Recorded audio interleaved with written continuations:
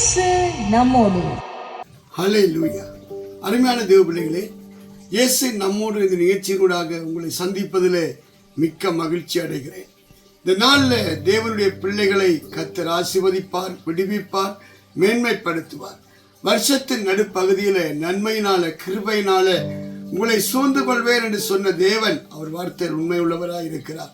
ஆகவே இந்த நாளிலுமாய் வார்த்தைக்கு நேராக நான் உங்களை அழைத்து செல்கிறேன். மத்தேயு சுவிசேஷம் 12ஆம் அதிகாரத்தில் 43 45 வரை வாசிக்கிறேன். கவனித்து கேளுங்கள்.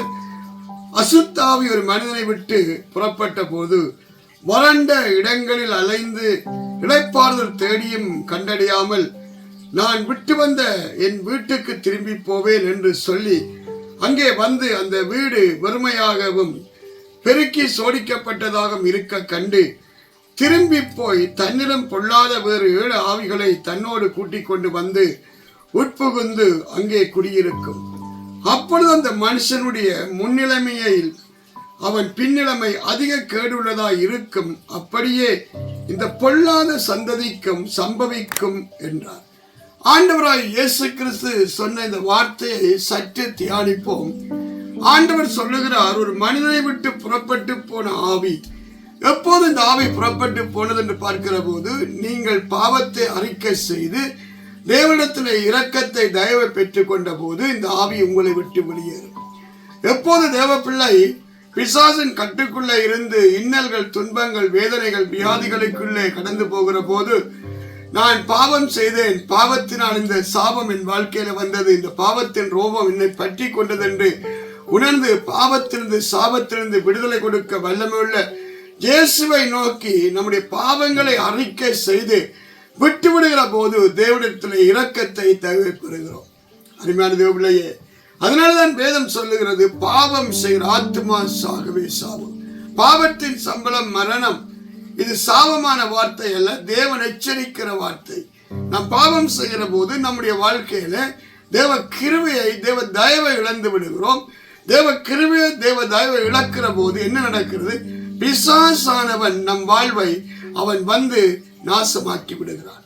அதனாலதான் எப்போதும் எல்லா காவலோடும் நாம் நம்மை காத்து கொள்ளத்தக்கதாய் தேவ பிரசன்னத்திலே, தேவ சமூகத்திலே நாம் இருக்கிற போது அப்பா மகிமையானதை செய்கிறார். அருமையான தேவ பிள்ளைகளே, இந்த வசனத்தை கவனியுங்கள். நான் விட்டு வந்த என் வீட்டுக்கு திரும்பி போவேன் என்று சொல்லி அங்கே வந்த அந்த வீடு வறுமையாகவும் பெருக்கி சோடிக்கப்பட்டதாக இருக்க கண்டு, ஆண்டவர் உங்க வாழ்க்கையில இல்லாவிட்டால், ஆண்டவர் விடுதலை கொடுத்தார், உங்கள் வாழ்விலே ஆண்டவர் தடைகளை நீக்கிறார், அசுத்தாவிகள் புறப்பட்டு போனது. ஆனால் பின்பு அந்த வீட்டிலே இயேசு இருக்க வேண்டும்.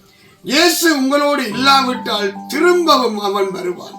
திரும்பவும் வந்து பார்த்துவிட்டு தன்னிடம் பொல்லாத 7 ஆவிகளை கூட்டிக் கொண்டு வருவான். இதை யாரும் சொல்லவில்லை, இயேசுவே சொன்னார். இயேசுவே சொன்னார். அதனாலதான் இந்த நாட்களில் தேவ பிள்ளைகள், நீங்கள் முன்பிருந்த நிலைமையை பார்க்கலாம், இப்போது இருக்கிற நிலைமை மிகவும் முக்கியம். இன்றைக்கு உங்களோடு கூட இயேசு இருக்கிறாரா?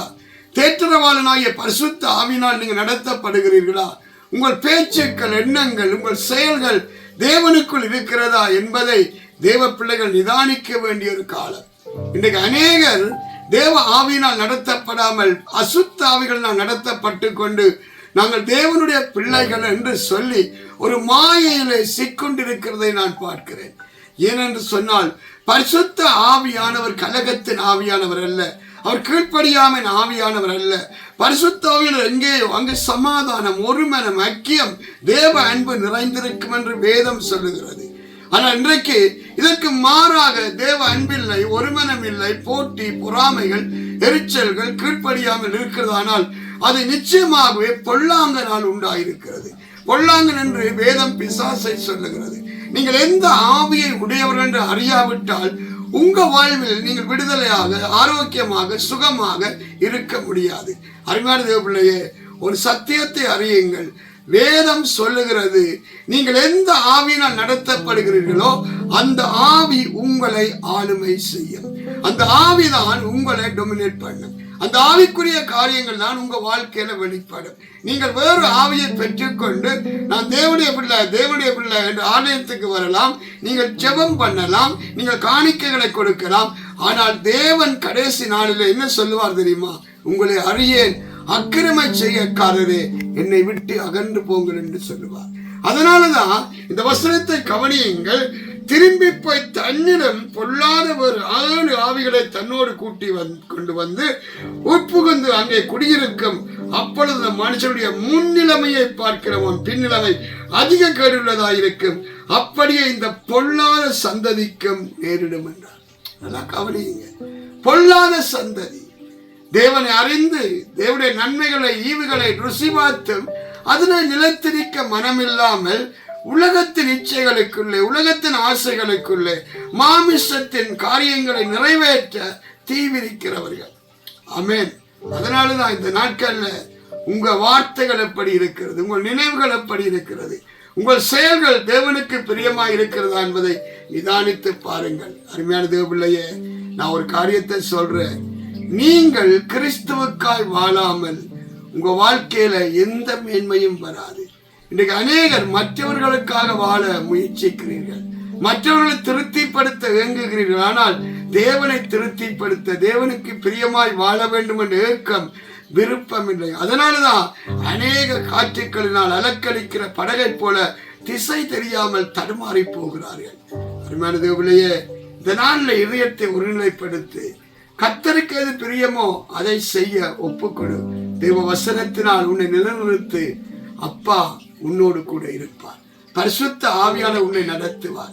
பரிசுத்த ஆவியால் நடத்தப்படுகிற அனுபவம் இல்லாதவர்கள் நித்திய மேன்மையை காண்பதும் இல்லை, பூமியிலே ஆசீர்வாதமாக இருப்பதும் இல்லை.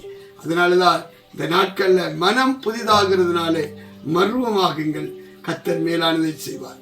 நான் உங்களுக்காக ஜெபம் பண்ணட்டுமா? தகப்பனே, இந்த நாளிலுமா யாரெல்லாம் பிசாசின் நுகத்துக்குள்ளே அவன் பிடிக்குள்ளே சிக்கொண்டு தவிக்கிறார்களோ, ஆண்டவரை அறியாமல் ஒரு மாயில சிக்கொண்டு இருக்கிறார்களோ, இந்த பிள்ளைகளுக்காய் மன்றாடி செபிக்கிறேன் அப்பா. ஆண்டவரே, இந்த கட்டுக்கள் உடைக்கப்படத்தக்கதாய், இந்த தடைகள் விலகத்தக்கதாய், இன்ன நிலையிலிருந்து விழுந்தோம் என்பதை உணர்ந்து மனம் திரும்பி தேவனாய கர்த்தரோடு சீர்பொருந்தி மறுபடியுமாய் இழந்து போன பரிசுத்த ஆவியை பெற்று ஆவியினால் நடத்தப்படுகிற வாழ்வின் மேன்மைகள் உண்டாகத்தக்கதாய் அனுக்கிரகம் செய்யுங்கப்பா. ஆண்டவரே, பாவத்தை செய்தும் பாவத்தை உணராதபடி, ஆண்டவரே, விழுந்து நான் விழவில்லை என்று சொல்லிக்கொண்டு அறியாமல் இருக்கிற ஜனங்களுக்காய் மன்றாடி செபிக்கிற ஒரு உணர்வுள்ள இருதயத்தை கொடுங்கப்பா. இந்த நாட்கள்ல ஆண்டவரை உணர்வடைந்து கர்த்தாவே தாங்கள் மறுபடியும் எழுந்திருக்க வேண்டிய அவசியத்தை புரிந்து கர்த்தாவே வாழ்வின் மேன்மைகளை காண கிருபை செய்யும். ஆண்டவரே, வசனத்தோடு தங்களை கண்ணாடியிலே முகத்தை பார்க்கிறது போல ஒப்பிட்டு பார்த்து வாழுகிற அந்த வாழ்வின் மேன்மைகள் வெளிப்படத்தக்கதால் அனுக்கிரகம் செய்வீராக. இந்த நாட்களில் தடைகள் உடைக்கப்படட்டும், கட்டுக்கள் நிர்மூலமாகட்டும், தேவ மகிமை வெளிப்படட்டும்.